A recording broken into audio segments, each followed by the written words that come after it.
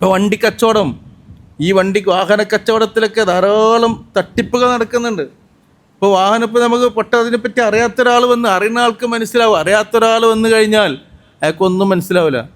വണ്ടി അങ്ങനത്തെ വണ്ടി അങ്ങനെ ഉഷാറാണ്, ഇങ്ങനെ ഉഷാറാണ് എന്ന് ഇത്ര കിലോമീറ്റർ ഈ വണ്ടി ഓടിയിട്ടുള്ളൂ. ചിലപ്പോൾ ആ വണ്ടിയിൽ നോക്കുമ്പോൾ കിലോമീറ്റർ എത്ര ഓടിയിട്ടുള്ളൂ? ഒരു 55,000 കിലോമീറ്റർ ഓടിയിട്ടുള്ളൂ. വണ്ടി 1.5 ലക്ഷം കിലോമീറ്റർ ഓടിയ വണ്ടിയാണ്, മീറ്റർ തിരിച്ചു വെച്ചതാണ്. അത് വഞ്ചനയാണ്.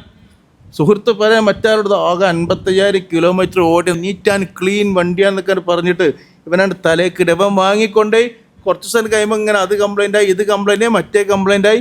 അങ്ങനെ നല്ല വിദഗ്ധനായ വർഷാപ്പാരൻ്റെ അടുത്ത് ചെല്ലുമ്പോൾ അവൻ പറയാണ്, ഇത് 55,000 എന്നല്ല ഓടിയത്, ഇത് 1.5 ലക്ഷം കിലോമീറ്റർ ഓടിയ വണ്ടിയാണ്, മീറ്റർ തിരിച്ചു വെച്ചതാണ്.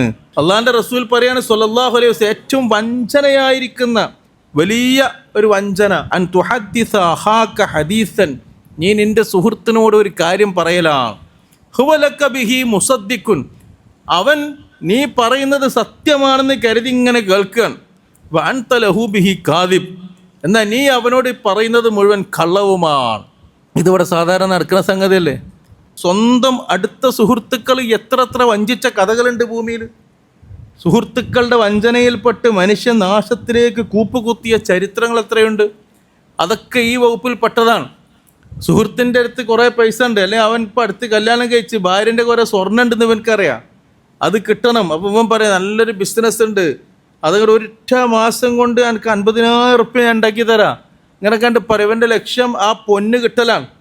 അപ്പോൾ ഇത്ര റുപ്യ ഉണ്ടാക്കി, ഇത്ര ലക്ഷങ്ങൾ എനിക്ക് ഉണ്ടാക്കി തരാമെന്ന് പറഞ്ഞിട്ട് അപ്പോൾ ആ സാധു പൊന്ന് വിറ്റിട്ട് കൊടുക്കാൻ എനിക്ക് സ്വന്തം സുഹൃത്തല്ലേ പറഞ്ഞത്. സയ്യിദുനാ റസൂലുള്ളാഹി സ്വല്ലല്ലാഹു അലൈഹി വസല്ലം തങ്ങൾ പറയുകയാണ്, അത് കൊടും വഞ്ചനയാണ്. ശരിയല്ലേ? ഈ പണ്ടൊക്കെ വിറ്റ് ഇവനക്ക് കൊടുത്ത് ഇവൻ അതുകൊണ്ട് വേറെ ബിസിനസ്സോ അല്ലെ ഇവ ഇതുമായിട്ട് മുങ്ങാണ്. സമയമായപ്പോൾ ഒരു മാസം കഴിഞ്ഞപ്പോൾ മറ്റേ സാധു വന്ന് ചോദിച്ചപ്പോൾ അത് ബിസിനസ് അങ്ങനെ അത് പൊട്ടിപ്പോയി എന്നറിയാം. പൊട്ടിപ്പോയി എങ്ങനെയുണ്ട്? ആ പൊട്ടിപ്പോകലാണ് എത്ര ലക്ഷങ്ങൾ പൊട്ടിപ്പോയി എന്ന് പറഞ്ഞ ആൾക്കാരുണ്ടെന്ന് അറിയും. പൊട്ടിപ്പോയി എന്ന് പറഞ്ഞാൽ പിന്നെ ആർക്കൊന്നും പറയാനില്ലല്ലോ. ഇനിയിപ്പോൾ ഉണ്ടായിട്ടോ ഇൻ്റെ അടുത്ത് വേറെ സ്ഥലം ഉണ്ട്, വിറ്റിട്ട് ഞാൻ എനിക്ക് തരേണ്ടി വരും. അത് എന്ന് വിൽക്കണ് സ്ഥലമുണ്ട്, അതും ചിലപ്പോൾ നുണയായിരിക്കും ഈ പറയണത്. അങ്ങനെ ഓരോരുത്തരുടെ സംസാരത്തിൻ്റെ മുൾമുനയിലൂടെ ഇങ്ങനെ ജീവിക്കുന്ന എത്ര ആൾക്കാരുണ്ടെന്ന് അറിയും. പച്ച നുണ പറഞ്ഞിട്ട് ഇങ്ങനെ ജീവിക്കുന്ന ആൾക്കാരെ കേട്ടിട്ട്. അപ്പോൾ ഇതൊക്കെ അള്ളാഹിൻ്റെ റസൂൽ സ്വല്ലല്ലാഹു അലൈഹി വസല്ലം തങ്ങൾ നേരത്തെ പറഞ്ഞു വെച്ച വിഷയങ്ങളാണ്. ആരും ആരെയും വഞ്ചിക്കാൻ പാടില്ല.